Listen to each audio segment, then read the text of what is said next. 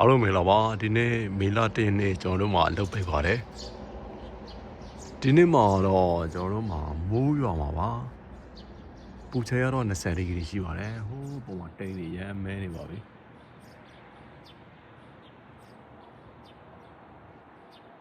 ဒီနေ့ကျွန်တော်တို့စက်ရုံမှာအလုပ်ရှိသမားတွေလည်းရှိပါတယ်ကျွန်တော်တို့ဆိုင်မှာတော့အလုပ်ပိတ်ပါတယ်မနေ့ပြန်ကြရင်အလုပ်ဆင်းရမှာပါတောက်ကြစနေတနင်္ဂနွေတနင်္လာအိမ်ကအလုပ်ထပ်ပိတ်ပါတယ်သူကကိုရီးယားရဲ့အဲ့ဒီရုပ်ပိတ်ရပါတနင်္လာနဲ့အိမ်ကနောက်တစ်ဖက်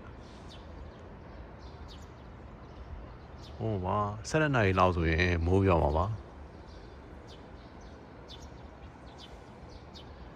ဒီမှာတော့သူတို့အဲ့ဒီမြေခွဲလော့မှာသူတို့ line လေးပေါ်ပြီးတော့ဒီ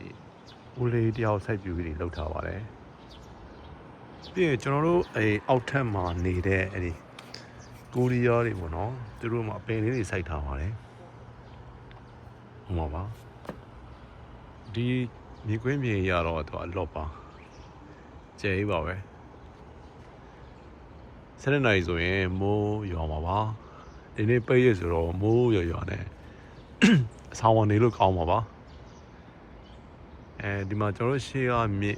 ကွင်းပြင်အောင်ပြန်ပြီးတော့စိမ့်လာပါပြီပြီးကြတဲ့ဆောင်းအောင်ဆိုရင်သူက6ကက်ကက်နဲ့နေပါတယ်ဒါကျွန်တော်တို့အနီးနားမှာအဲ့ဒီတိုက်ခံတွေများပါတယ်အဲ့ဒီမှာကျွန်တော်တို့နိုင်ငံခြားသားလှုပ်သမားတွေအများကြီးနေကြပါတယ်ဒီဆောက်အုံတွေကတော့ဗီလာတွေပါကျွန်တော်တို့ဆောက်အုံလည်းနည်းနည်းဟိုဖြစ်နေပါပြီကြာပါပြီကျွန်တော်တို့ဆောက်အုံလည်းဗီလာပါပဲသူကမြင်းကြီးထက်ရယ်ကျွန်တော်တို့တစ်ထက်ရယ်ပြီးရင်မြေအောက်ထက်ရယ်ရှိပါတယ်အိုးမှာပါ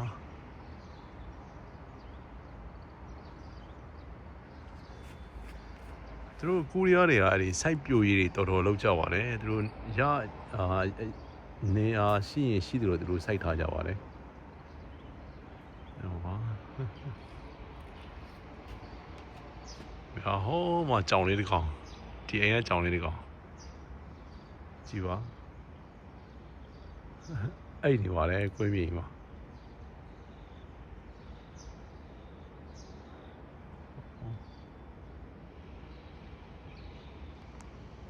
အားလုံးပဲကောင်းသောမနေ့ခေတ်လေးပါမေလ1ရက်နေ့ကျွန်တော်တို့မှာလုပ်ပိတ်ပါတယ်တကယ်လို့မေလ1ရက်နေ့မှာအလုပ်ဆင်းသမားတွေဆိုရင်သူက2ဆရပါတယ်ဘာဖြစ်လို့ဆိုတော့သူကရုံးပိတ်ရဆိုတော့လေသူက2ဆပေးပါတယ်အမို့2ဆမဟုတ်ပါဘူး1ဆခွဲရပါတယ်တကယ်လို့အချိန်ပူဆင်းမယ်ဆိုရင်တော့2ဆရမှာပါအားလုံးပဲကောင်းမွန်တဲ့နေ့လေးပါမိုးအုံနေပါပြီ7နာရီဆိုရင်မိုးရမှာပါကိုတော့10နာရီ5မိနစ်ပါအားလုံးပဲကောင်းမွန်နေလေးဖြစ်ကြပါစေ